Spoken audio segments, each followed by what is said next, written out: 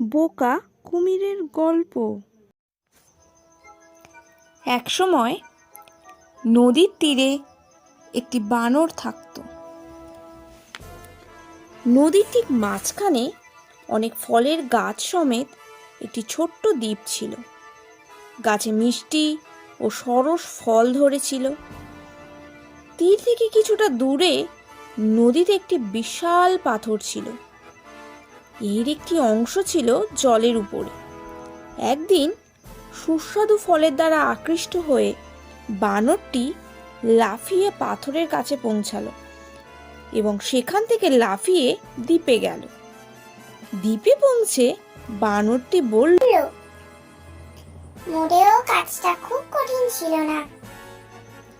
শীঘ্রই সে গাছগুলি থেকে মিষ্টি ফল খেতে লাগলো এবং সে প্রতিদিন এই দ্বীপে আসার সিদ্ধান্ত নিল। নদীর দূরবর্তী প্রান্তে একটি বড় কুমির তার স্ত্রীর সাথে থাকত। একদিন সে লক্ষ্য করল বানরটি তার অনন্য উপায়ে নদী পার হচ্ছিল। সে তার স্ত্রীকে বলল, তুমি বানরটিকে দেখেছো? এসো, আগামীকাল তাকে ধরবো।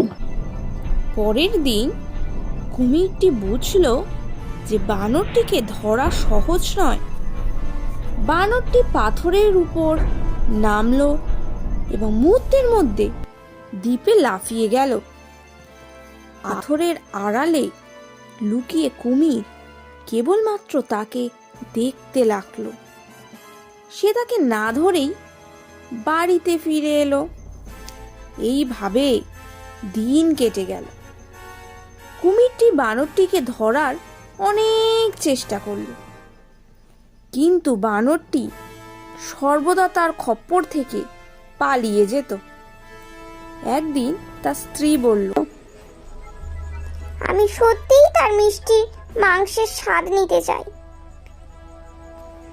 কিন্তু তুমি বানরটিকে ধরতে ব্যর্থ হয়েছো। তাই এবার তোমাকে আমার পরিকল্পনাটি অনুসরণ করতেই হবে। কুমিরটি বলল, ঠিক আছে, তাহলে আমাকে পরিকল্পনাটি বলো। বানরটি নদীর বড় পাথরটির উপরে লাফিয়ে যায়। স্ত্রী বলল, তোমাকে অবশ্যই পাথরের উপর শুয়ে থাকতে হবে। যখন সে তোমাকে পাথর ভেবে তোমার উপরে লাফিয়ে পড়বে, তখন তুমি তাকে সহজেই ধরতে পারবে। বাহ, কি অসাধারণ বুদ্ধি তোমার! আমি কালই ওকে ধরবো। কুমিরটি আনন্দে বলল। পরের দিন সকালে বানরটি সেই একই উপায়ে দ্বীপে গেল। এই দেখে কুমিরটি পাথরের দিকে সাঁতার কাটল। সে মাথা এবং লেজ জলের নিচে রেখে পাথরের উপর শুয়ে রইল। কেবলমাত্র তার পিঠটি জলের উপরে ছিল এবং এটি পাথরের একটি অংশের মতো দেখাচ্ছিল। পেট ভরে খেয়ে বানরটি ফিরে আসার সিদ্ধান্ত নিল। সে পাথরের দিকে তাকালো।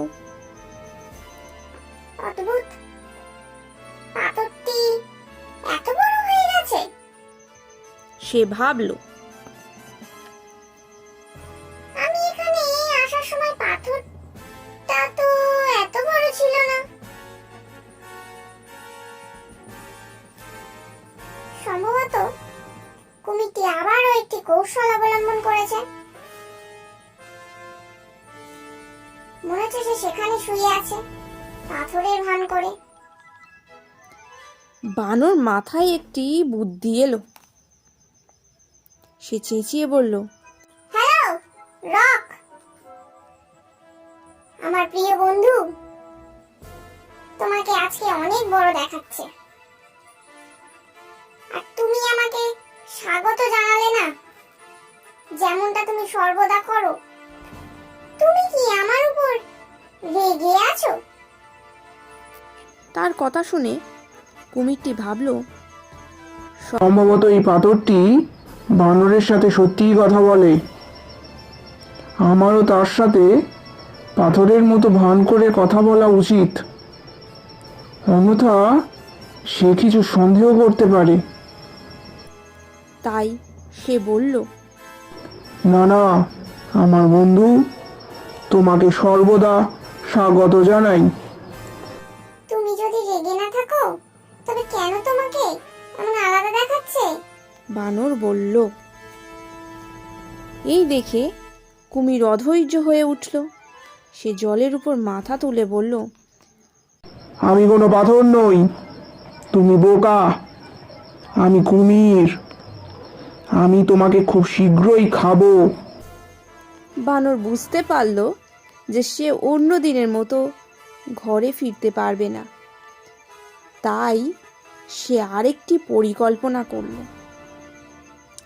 সে বলল, আমার বন্ধু কুমির, আমি খুব দুঃখিত। আমাকে ধরার জন্য তুমি এইসব কেন করছো? শুধু তোমার মুখ প্রসারিত করে খুলে রাখো, আমি সোজা তোমার মুখে লাফিয়ে পড়বো। বানরটি আগে দেখেছিল যে কুমির যখনই মুখ খুলেছিল তখন তার চোখ পুরোপুরি বন্ধ হয়ে যায়। তবে কুমিরটা সে কথা জানতো না। বানরের কথা শুনে সে খুব খুশি হয়েছিল। সে মুখ খোলা রেখে পাথরের উপরে নিজেকে তুলে ধরল এবং তার চোখ বন্ধ হয়ে গেল। চতুর বানর কুমিরের মাথায় ঝাঁপিয়ে পড়ে দ্রুত লাফ দিয়ে নদীর তীরে চলে যায়।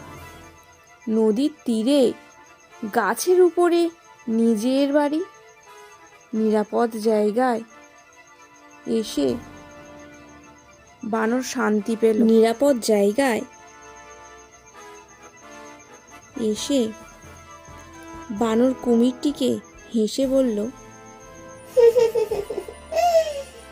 তুমি বোকা কুমির, তুমি আমাকে কখনোই ধরতে পারবে না। নিঃসন্দেহে তুমি আমার চেয়ে বড়, তবে তুমি বড় বোকা।